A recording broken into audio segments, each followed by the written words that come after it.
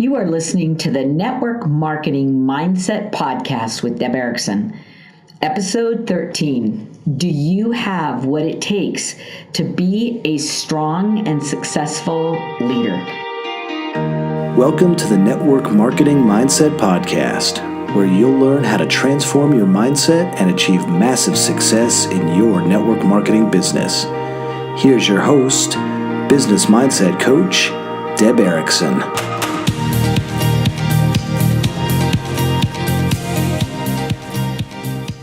Let's talk a little bit about leadership today.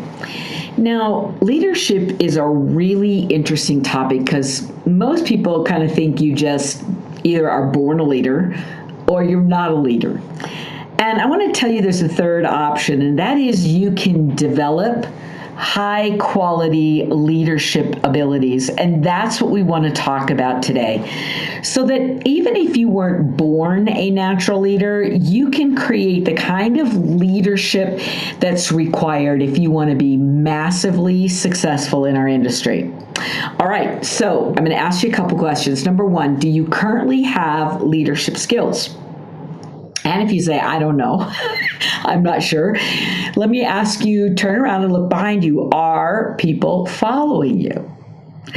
And if the answer is no, then we have to also look at whether or not you are developing additional leaders on your team.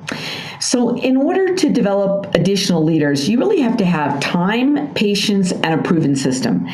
Now, what I mean by that is leadership doesn't develop overnight. It is something that requires practice. It requires skill acquisition. It requires mastery of certain skills and techniques and communication and trust building. That's why you have to have patience. But above all, you have to have a proven system, right? A structure that you can follow over and over and over again. Because in our industry, you don't really know what you've got. When you recruit a new person, you really don't know what you have for a little while, do you? You have to allow time to cause someone to show you who they really are. But let's talk about three big keys when we talk about leadership. So number one, you really want to begin to attract and recruit high-level individuals who already have leadership skills. So in other words, they don't take the time and patience and energy to develop them. So the only way this happens is if you recruit up. And what I mean by recruiting up is no matter how good you are, right, our natural tendency is to recruit down. Our brain wants to put us in a position where we are the smartest person in the room, right, where we are not threatened by somebody else's superiority. And so what we do is we tend to look for places and people that kind of our brain measures and evaluates as them being lesser. Now, I don't mean a lesser quality person. I mean that they're not as strong a personality. Maybe they don't have as big a passion as you. Maybe they're not as committed. They don't have as much of a work drive. In other words, what your brain is always doing, whether you are aware of it or not, is looking at another person and saying, where do I rank with them? Am I ahead of them or am I behind them? And in general, unless you train your brain to do it differently, your brain's natural way in the world is to look to recruit people that are below you. And believe it or not, your brain is actually kind of thinking about the fact that people who are above you won't follow you. People who are below you will follow you. And so it almost seems like a natural decision for your brain to say, I'm going to look down. But I'm here to tell you, if you want to build a successful network marketing organization, you must face your fear, push past your set point, and recruit up. Right?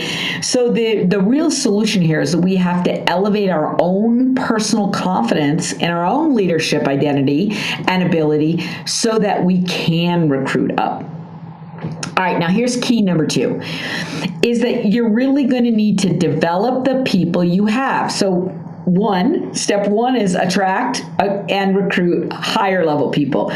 But let's not ignore the fact that we already have a lot of people on our team. And so you're going to have to develop those that are already there. And this requires two really important skill sets: discernment and detachment. Now, here's what I mean by that. Discernment is your ability to literally use detective skills to watch, to listen, and then believe what people are showing you. Now, here's what I mean by that, is that most of us go into a relationship with a brand new recruit, and we want to believe the best. We want to think they're going to do everything they say they're going to do, right? We want to look at them and see potential. But what typically happens is that we begin to ignore the signals that they are sending to us, that the reality is different than the illusion that you have in your head. So these detective skills allow you to watch, listen, and believe what people are showing you. So there are a couple of different types of people, 3 types to be exact. Number 1, you have people that are talking the talk, but they're not ready to walk the walk. And so what happens again to so many young leaders is that you listen to them talking the talk, you ignore the fact that they're not walking the walk, and you try to drag them across the finish line anyway. You know you're doing this if you're exhausted. If you feel like you're pushing, pulling, dragging, bribing, then that individual is just not ready. They're not ready to walk the walk. So what do we do with them? Well, we put them in the soup. And what I mean by that is that you put them in a safe place where they can marinate, where they can be nurtured, where they can be loved on, where they can develop. But you don't spend personal one-on-one time with someone who's not really ready to walk the walk. All right, here's type number 2. Type number 2 is somebody who's ready and willing, but not quite able. Right? So in other words, they really want it. They're really ready. They're willing to do what it takes. They're willing to invest time. They're willing to invest their money. They're willing to take classes. They're willing. They're very, very willing, but they're not quite able. So they don't yet have the skill sets required. So that means they're missing some pieces, right? They need development, but they need the right kind of development. Now, I'm always going to suggest to you, if you have to pick between a mindset class or a skill set class, I'm going to suggest you got to start with mindset. And here's why. Because when we start with skill set and we give someone a skill, but they're not committed to using it, they're not ready to use it, they can't push past their fear to use it, they let doubt get in their way, then what happens is you almost put them in a worse position because they know they've been trained with a skill that they're not using. And so that beats up their confidence. It beats up their belief. It causes people to say things like, I can't do it. I've taken all the classes. I have people every day to come to me. Deb, I've taken all the classes. I've spent thousands of dollars, right, going to live events and taking classes and learning skills and memorizing scripts. And none of them make any difference. And you know what I always say? It's because you went skill set first and your mindset is not ready. So in other words, your mindset, this is the stuff that causes you to be able to move into action. You have the ability to ignore your past, to ignore your fear, to ignore excuses, right? To embrace action, to get out there and take a risk and face your fear. And even though you fall down, you do it anyway. See, if you don't have that ICAN mindset, then all the skill set training in the world isn't really going to support you. Now, people always say to me, well, is that all I need, mindset? And I say, no, you got to have it both. You got to have mindset and skill set, because you can have all the belief in the world and no skill, and that leaves you short of the goal as well. Now, the third type of person is the one that's ready, willing, and able. That these are the people that come to you basically with the whole package, right? You can fast track them, basically give them industry knowledge and strategies, and they are off and running. These are the entrepreneurs. These are the people who have been in some related industry before, so they're not afraid of the sale. They're not afraid of the close. They easily can recruit. They can get out and network. They can introduce themselves to strangers. They can stand up and speak in front of people. They can do a Facebook Live. They can teach. In other words, people that come ready, willing, and able, they will always fast track on success. So if you look at all three of these categories again, right, we've got people, type 1, they talk the talk, but they're not ready to walk the walk. They need to go in a developmental system, put them in the soup, let them marinate, let them grow into that passion and power. Type 2, ready and willing, but not quite able. These are the people that you want to help. And you can do this in a group, you can do it individually, but you want to give them the time and attention they need because they're willing, right? They're ready and they're willing. So even though they're not able, they are willing to invest in themselves. They're willing to take the classes. They're willing to face their fears. They're willing. And of course, you always want to be able to keep your eye out for those ready, willing, and able, because it'll be like grabbing a tiger by the tail. You'll have someone who is moving. So let's talk for just a second about what the most critical skill is for success as an entrepreneur. So in other words, this is the skill you should be on high alert watching for, because when you see this, you are probably dealing with the type 3, ready, willing, and able. Okay? So able people have a bias for action, a bias towards action. So what that means is they have the ability to manage their mindset and their emotions. They can move past their fears, past self-doubt, past resistance, and they can move into action. Right? So in other words, I'm not saying these people are fearless, but what I am saying is that you have recruited someone who knows what they want, right? They're ready and willing to develop their skill sets, but most importantly, they will move into action. They're not afraid to fail. They're not afraid to fall down, right? They're not afraid to not be perfect. See, when you recruit that kind of an individual, you've recruited an individual that's going to go to the top for sure. Good. All right. So the third characteristic that you need personally, and let me just review so you got them written down here. Number 1, you want to be able to identify, attract, and recruit high-level people that already have leadership skills. So you got to be able to identify them, find them, recruit them, talk to them, bring them on board. Okay. Number 2, you got to develop the people you already have. And that was the discernment and detachment. Now, the reason you have to have detachment is because you can't get invested on whether or not someone else is going to use the training you're going to give them. You can't be invested on whether or not they will stay the course. You can't be invested on whether or not someone else is successful. So the discernment lets you look at people and see the reality, and the detachment says, this is me and that's them, and I'm going to give them everything possible to help them succeed. And if they choose not to use it, I'm not going to take it personally. See, that's one of the really hard things for women to do. But let's talk about the third characteristic, which is simply this, that you have to have proven systems that are designed to fill the gap of mindset and skill set deficiencies.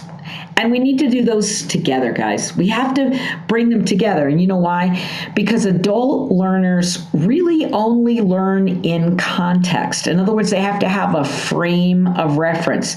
They have to apply it to a real life situation. So when you bring literally a mindset and a skill set together, what happens is then people can embrace it because they have a frame of reference.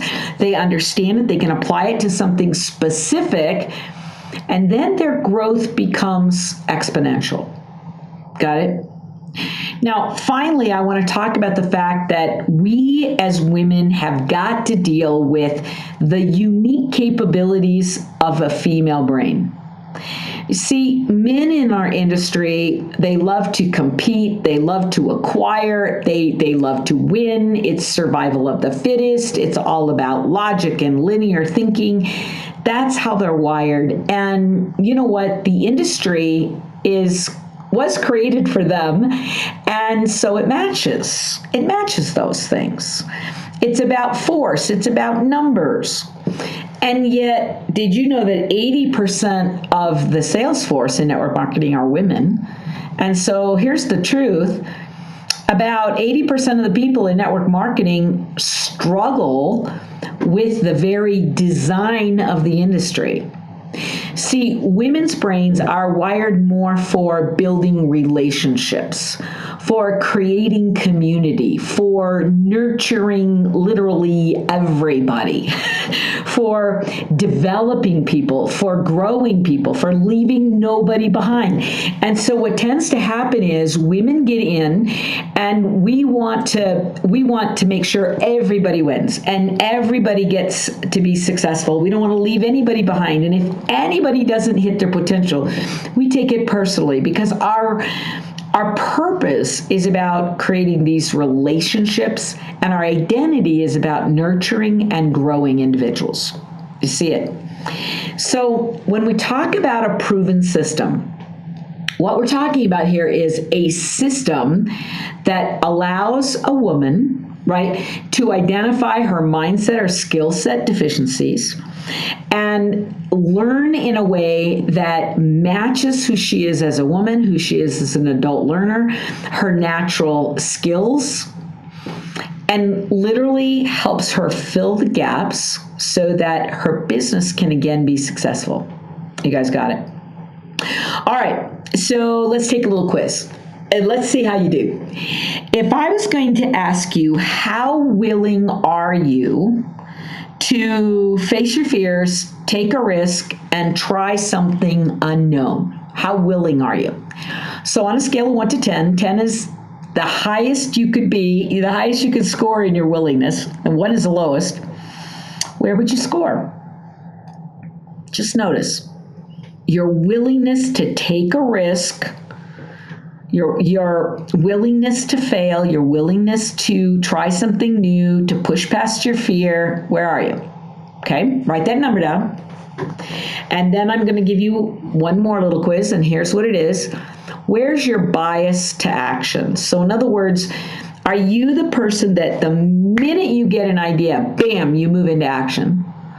Or are you the person that has an idea and then you talk yourself out of it? You have an idea and then you go, oh, maybe tomorrow. You have an idea and then you go, it may not be such a good thing. I should call somebody and talk to them. In other words, do you go into thinking mode? Do you go into stall tactics? Do you come up with excuses? Do you have a story? Do you go into resistance, into self-sabotage, into avoidance? Just notice. When there's a impulse to act, what's your experience? So if you do all of that, if you don't take action, if you stall, any of that, then your score is going to be lower on a 1 to 10 rating than if you are the person who gets an idea to act and bam, within 3 to 5 seconds you've moved into action. You're not in your head, you're literally empowered into action. Okay, if that's you, you're up at the high end of the scale. So give yourself a score on these 2 characteristics: bias towards action and your ability to face your fear and take a risk. You got both scores? All right, so here's the good news and the bad news. I'll tell you the bad news first. If you aren't scoring in the 8, 9, or 10 range on both of these characteristics, so 8, 9, or 10 as your willingness to take a risk, your okayness with failure, right? Your willingness to face your fear and move anyway. And that's number 1. And then the second category was your willingness to move into action, your bias to action, that you choose action. You need to be at 8, 9, or 10 in both categories. in order to be successful as an entrepreneur.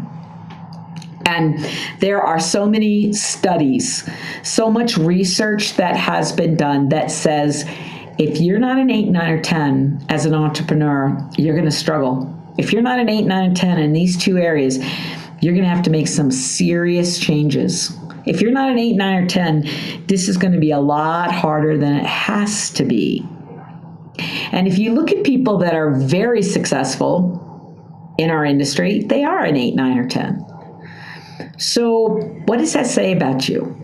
Well, let's go back to the beginning of what I was talking about today, which is this. You're either born as a natural entrepreneur, a natural leader, a natural risk taker, a natural action taker, or you're not. But here's the good news. You don't have to stay where you are. Right? You don't have to wake up in the morning and go, well, this is just me. I'm not a leader. I don't move into action. I let my fear get in the way. You don't have to settle for where things are right now. You guys get it? So what's interesting is that you have to make a decision. You have to say, I choose to change.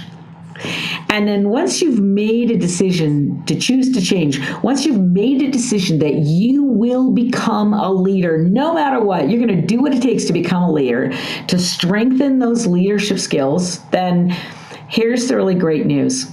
All you got to do is have a system. All you need to do is understand the skill sets, practice the skill sets, master the skill sets.